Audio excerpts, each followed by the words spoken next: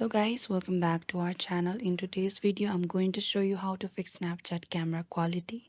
If you're experiencing issue with the camera quality on Snapchat, try the following steps to improve it. First, you need to clean the camera lens. Sometimes a dirty or smudged camera lens can affect the quality of your photos and videos.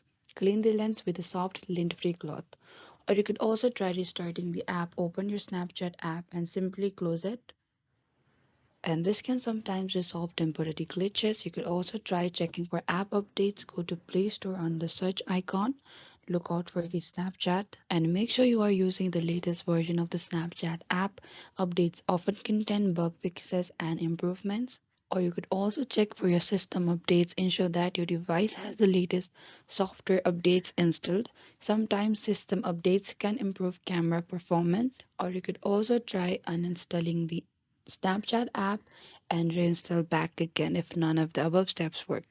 And this can resolve more complex issue with the app. And if the problem persists after these steps, there may be more significant issue with the device or the app itself. In that case, you may need to contact Snapchat support or seek further technical assistance. Thank you for watching this video. I hope I could help you. Do not forget to like, subscribe, and hit the bell notification icon for more upcoming uploads.